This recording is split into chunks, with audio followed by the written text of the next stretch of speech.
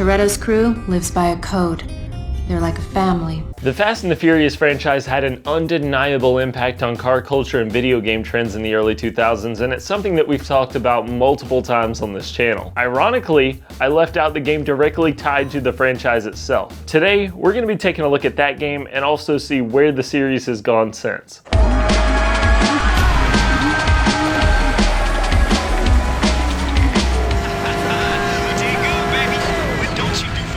The first Fast and the Furious game was slated to release in November of 2003, just a few years after the release of the first movie. Shown off at E3 2003, we got a trailer for a game appropriately being developed by Genki, the same team behind Shitoko Battle and Tokyo Extreme Racer. For whatever reason, this game would never materialize, being cancelled later on in its development. Ironically enough, we would still get a street racing game in November of 2003, it just wouldn't be a Fast and the Furious game. EA would beat them to the punch with Need for Speed Underground, their own take on the street racing scene. You can hear me talk more about that in my street racing games video. While this definitely filled the void for a game like this at the time, it wasn't technically a Fast and the Furious game. We'd have to wait a while before we'd see a proper Fast and the Furious game hit the store shelves. But before the Fast and the Furious hit store shelves for consoles, it hit the arcade sometime around 2004. This arcade game was essentially a spiritual successor to the cruising games also developed by Eugene Jarvis. You've likely played this game at a local mom and pop shop or an arcade at some point. I've seen these things in various places even today, so I think it's safe to say they made a lot of them. If you haven't played it, imagine Cruisin' Blast with 25-year-old cars. There was also a sequel that came out shortly after the release of Tokyo Drift, appropriately named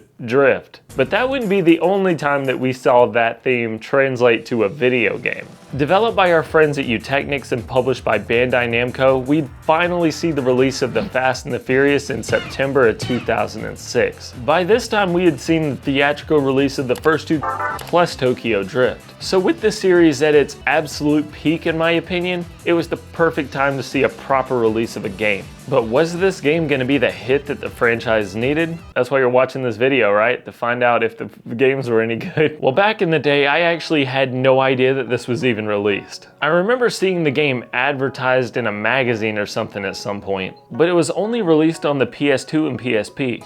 So, given that I only had an Xbox at the time, I never ended up playing it. There actually was an Xbox version in development that was found on a dev kit back in 2023, but for whatever reason, we never saw an official Xbox release, which is a shame because it probably would have looked a little better than this one. In my last video, I said that Need for Speed Carbon was basically Tokyo Drift the game, but this is actually Tokyo Drift the game. Kinda. This is where everybody comes to get their speed kicks. The Fast and the Furious game takes place around the Wangan, a highway system stretching across the greater area of Japan. You can freely drive around this area, taking on roll races with random drivers, and use the exit ramps for accessing shops and crew meets. The initial gameplay in the Fast and the Furious is similar to Tokyo Extreme Racer, which is kind of funny considering the cancelled game before it. Multi-lap races have been left to the wayside in favor of sprints, outrun races, and high-speed challenges. You also have grip and drift racing on mountainous tracks outside of the city, similar to what you do in Carbon. But you aren't just racing for fun in the Fast and the Furious, which is kind of what I initially expected this game to be doing. Get this right, and he'll be so humiliated, he'll pay you to keep quiet. Racing earns you money, which you'll use on a variety of cosmetic and performance parts for the cars you unlock. The dealerships you'll find across the city have a great selection of JDM hero cars of all makes and models, as well as multiple variations of cars from every manufacturer. And the customization is probably the most surprising part of Fast and the Furious for me. You have a nice selection of licensed wheels, body kits, and performance upgrades that'll change your car's driving characteristics. I was expecting the performance upgrades to be pretty linear, but as it turns out, you can buy transmissions with different gear ratios and tires with different levels of grip, which are changes that'll benefit you based on what type of racing that you're building the car for. But the cosmetic upgrades are great as well. Since this is published by Bandai Namco, you get some cool Soul Calibur and Tekken items that you can plaster all over the car in the shop that lets you place multiple layers of vinyls. I wasn't expecting to give my car a Ling Xiaoyu livery, but the surprisingly robust paint shop allows you to do some really cool stuff. Two of my biggest beefs with SRS, Eutechnyx's last street racing game, were with its progression and customization. Two things that the Fast and the Furious definitely improves on. That being said, things can get a little polarizing when we start talking about the racing. Racing is split up between random encounters and crew meets throughout the city, similar to what you do in SRS. You have distance races where your goal is to be the first one to get 200 meters ahead of your opponent, destination races where you sprint to the finish, and top speed challenges where you try to get a higher top speed than your opponent over the course of a sprint. You also have toge tracks outside of the Wangan that host drift challenges and grip races, aka sprints, which is where you'll notice the differences in your car's driving characteristics the most. You have a variety of different cars in Tokyo Drift, including front-wheel drive, rear-wheel drive, and mid-engine cars, all of which drive differently depending on their setup. This might be the first arcade racer that I've seen that actually emphasizes the difference in your car's driving characteristics depending on the drivetrain. For example, when it comes to drifting, I'm typically used to the game telling me to take my front-wheel drive starter car to the first drift event I come across. So seeing the game put effort into these little details was a bit of a surprise. The problem is, I don't think it really matters. Wow, that's a lot of words. Too bad I'm not reading them.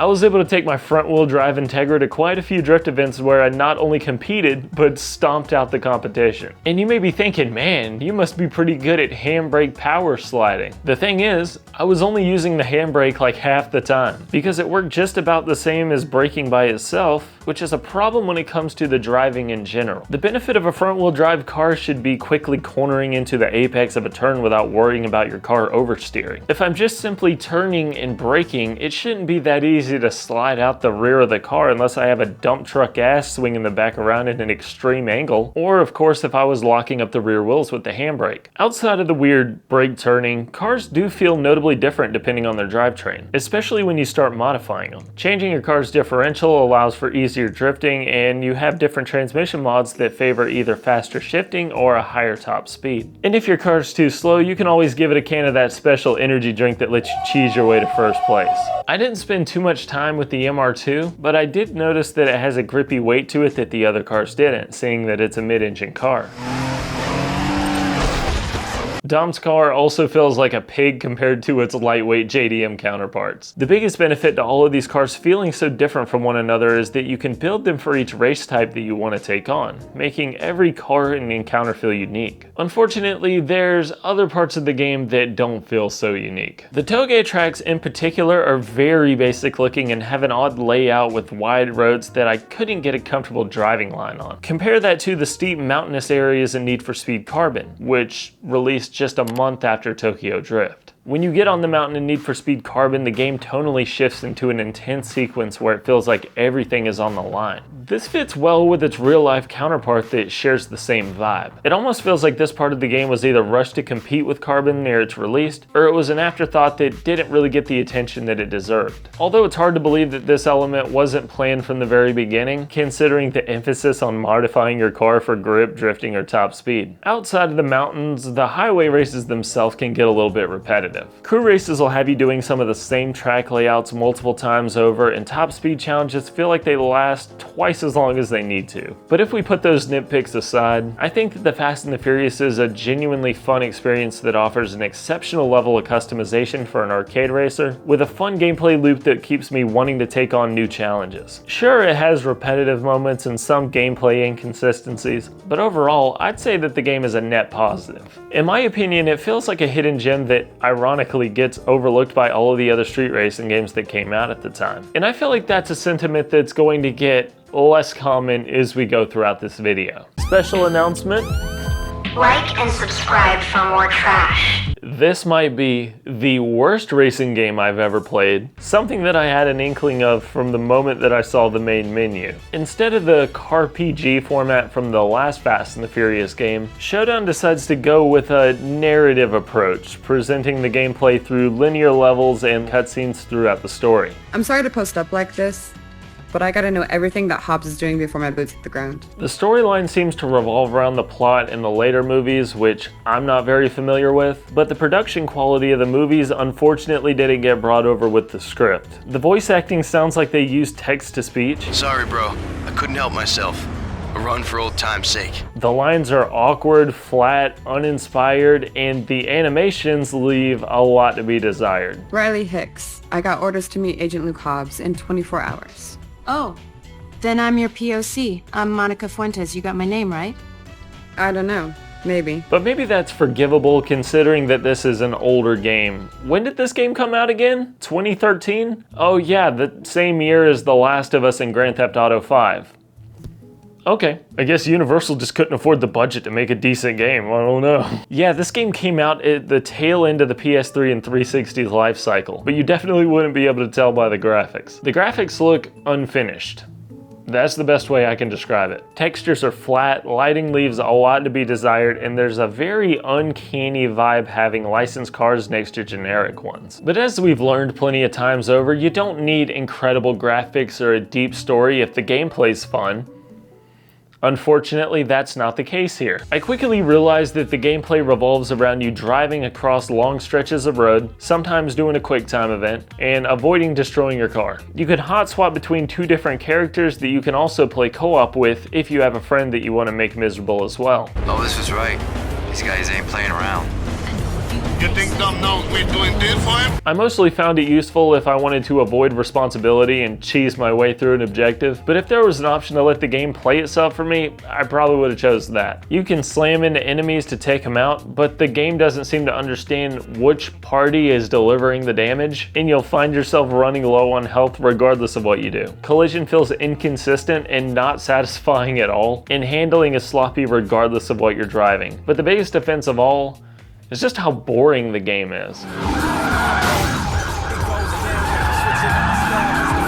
I know. The pacing is terrible. Missions will abruptly start and end with no clear focus on specific characters or where you're at in the story. Level design is boring and uninspired to the point that I didn't even want to finish the game. After 5 levels taking place on the same dark highway, I was just about ready to check out before I saw Paul Walker with the Uzi sticking out the window. I couldn't even be bothered to do the shooting segments. I just let the AI do it. For some reason, all of these levels have sections blocked off by orange walls that could have just as easily been a railing or a blockade considering how linear they are. And this bad design is only amplified by the performance issues. The frame rate is all over the place, sometimes feeling like it's dropping into the teens, and the draw distance on this highway is so bad that I can barely tell where I'm going and what's coming at me. Apparently this game is 5 hours long, but I couldn't even get a few hours into it before I threw my hands up. If I paid full price for this game, I would have been pissed back in the day. You earn XP, but I'm not really sure why, other than to give you the illusion of doing something meaningful, like playing a different game. But you can unlock really cool things like movie screenshots and concept art, as well as cosmetic items that I can't imagine going out of my way to use. The presentation, pacing, and gameplay are a monotonous package at best, and a terrible gameplay in reality. God forbid we give the license to Genki or Criterion. Showdown was so bad that I was questioning whether or not to axe this entire portion of the video and just stick to the first game. But unfortunately, I already had this in my mailbox. The children will beg for mercy as you perish in the cleansing flames of...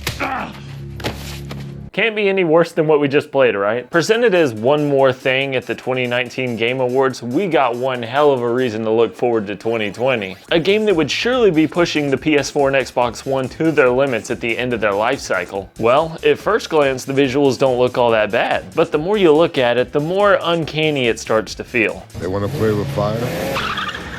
Then let's turn up the heat. The character models have an odd look about them that I'm not really sure how to describe, and just about everything other than the subjects in focus don't hold up to scrutiny, like the pedestrians that are seemingly frozen if you don't look at them, or this incredible bus damage model, for example. This came out in 2020, by the way, but the visuals are of course one element to this blockbuster experience. The most obvious focus on Crossroads is bringing the cinematic story of the movies to a video game, sometimes to a fault. Instead of focusing on the main cast in the movie, you start off as a couple of mechanics who just moved to Barcelona for a fresh start after a questionable history in Miami. We're not equipped to fix these things.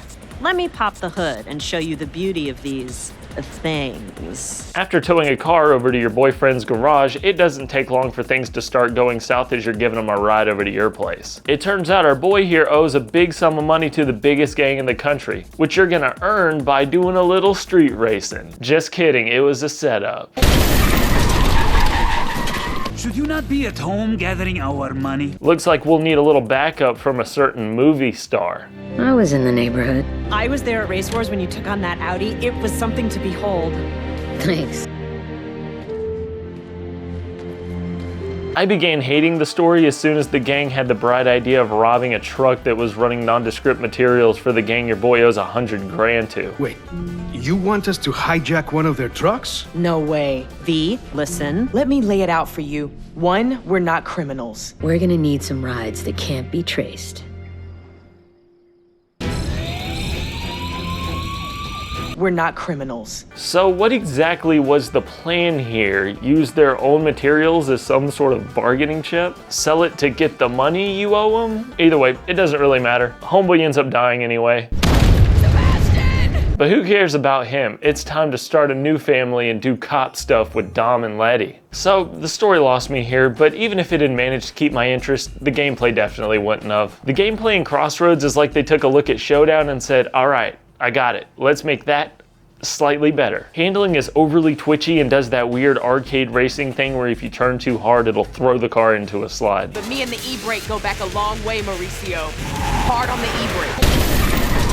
Handbrake or regular brake, it really doesn't matter. Both of them feel like shit, but just like Showdown, the biggest offense is that it's painfully boring. Pretty much every mission boils down to you driving to an objective, watching a cutscene, driving to another objective, and sometimes smashing into a few cars or playing a hacking minigame with the cops chasing you. Rinse and repeat. Trying to win this race was a chore because of the terrible handling model and track layout, but it doesn't matter because you weren't expected to win regardless. It wouldn't have changed anything. AI is terrible and I'd find them having to catch up to me so I could destroy them to finish the mission. There was also a few times I watched traffic run into each other, and the layout of these levels are so restrictive that you'd think the game was made for the PS2. So we watch a cutscene where the impound lot looks like it's across the street, and now we're driving across the entire city. A city where apparently every 5 seconds there's an accident on the road to watch out for. I get that it's a linear game, but my god, I would have rather just watched a cutscene compilation than play this. Hey, Letty, stay safe out there.